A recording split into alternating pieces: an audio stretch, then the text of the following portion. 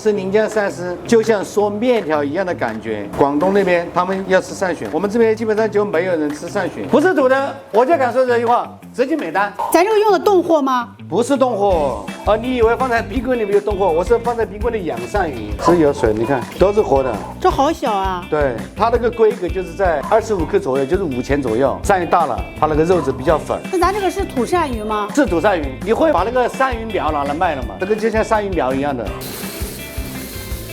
我们在煮的过程，第一把黄鳝煮熟，第二，然后我们把鳝鱼的腥味全部去掉。现在我这个就达到了我要拉丝的那个条件了哈。这个是牛肋骨，这个要用嘴牛的肋骨，它这个口子不像小刀，小刀那个口子太锋利。你看，第一刀是肚子上的肉，第二刀是背，第三刀是背，然后骨头出来。已经活的鳝鱼的话，煮熟了之后拿出来，去骨去内脏，出五两出一半。骨头我们要炸成一道菜送给你们吃的，因为你是客人嘛。这就是去了内脏的肉。看了吗？这个土鳝鱼它的弹性很高的，不是土鳝鱼不好吃，没有口感。说实在的，为什么要做几十年？如果你的食材不好，品质不好，客人也不是傻瓜。我告诉你一个秘密哈，这个是真的，不是吹牛的。养殖的鳝鱼，它煮出来之后，这个表面上它是有一层黏糊糊的油，因为它是用饲料喂出来的。然后我们这个土鳝鱼，你看这个表面上你自己看得到，基本上是没有油的。这个头就全部的剪掉，我们就要这个鳝鱼中间尾叶把它去掉。2锅鳝鱼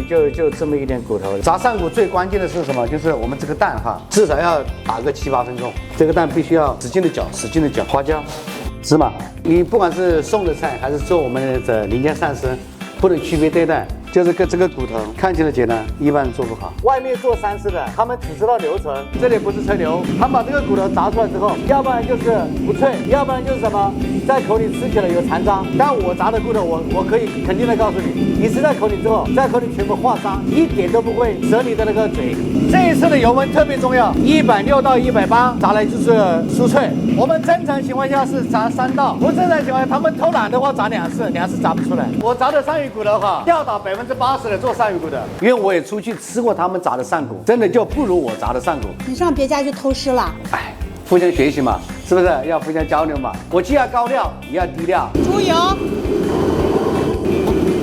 这个鳝丝还要称一下。每一斤的话1钱也不会少，必须要讲良心。这个是春芽、香椿，这个是冬菜。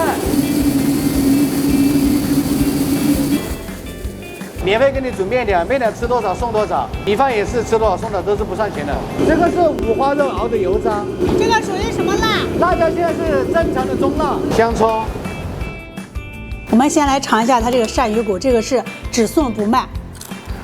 这个要是不好吃，咱就不点了。炸的酥酥脆脆，很好吃哎。鳝鱼当做面条吃的临江鳝丝，有没有面条的那种即视感？俗话说心急吃不了热豆腐啊，这个你心再急也能吃上鳝鱼肉。加入不要钱的面条，我们给它裹上鳝鱼汁儿，想想这个面条都好吃，妈呀！